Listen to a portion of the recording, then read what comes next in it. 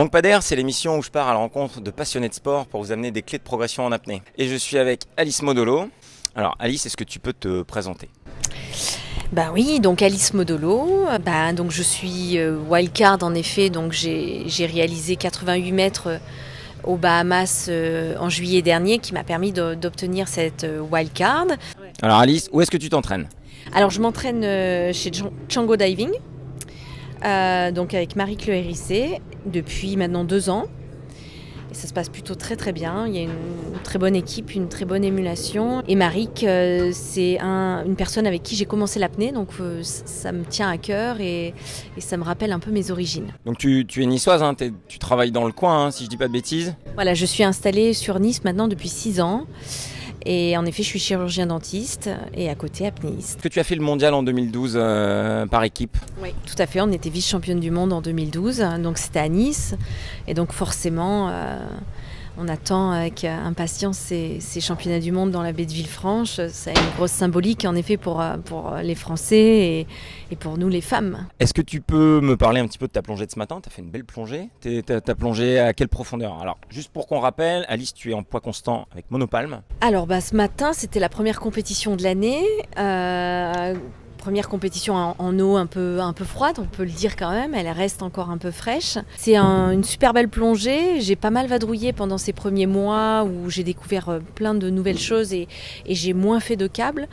Et pour moi c'est un très bon début de saison puisque j'ai réalisé 80 mètres, je ne l'avais jamais réalisé en Méditerranée. Voilà.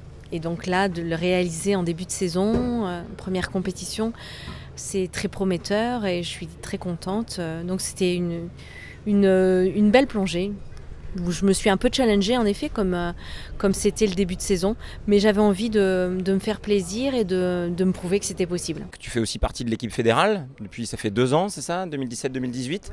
Est-ce que tu participes au championnat de France la semaine prochaine ? Je participe au championnat de France et je vais partir au championnat du monde à Roatan en août prochain. Tu as plusieurs échéances sur tout l'été en fait. Il y a beaucoup de boulot à faire et donc il va falloir rester extrêmement concentré pour être performant sur tous les plans et ça va être là l'enjeu. Ok, juste pour qu'on conclue cette interview, je crois savoir que tu soutiens l'association Grégory Le Marchal. Si je dis pas de bêtises, tu peux nous en parler, nous dire 2 mots là-dessus ?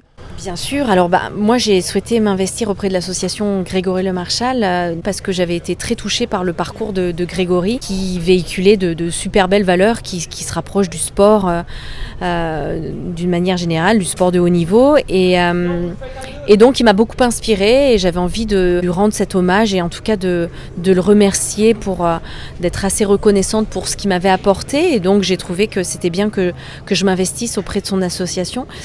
Et la deuxième chose qui bien sûr est évidente, c'est le lien entre cette maladie, la mucoviscidose qui les prive de respirer et bien sûr l'apnée où nous justement on réalise un exploit en se privant de respirer et eux ils cherchent à vivre au quotidien sans cette respiration et je me suis dit que si on pouvait peut-être échanger, peut-être amener des exercices de respiration qui pourraient éventuellement les soulager, améliorer leur quotidien et puis faire connaître aussi cette maladie pour qu'on ait plus envie de s'investir et de parler du don d'organes puisque voilà, c'est une maladie qui atteint les poumons et leur seule chance de survie c'est d'être greffé et c'est encore un sujet qui est tabou mais aujourd'hui on est tous donneurs d'organes présumés et en tout cas j'ai rencontré plein de personnes greffées qui respirent la vie et fatalement j'ai pas pu rester indifférente à ça et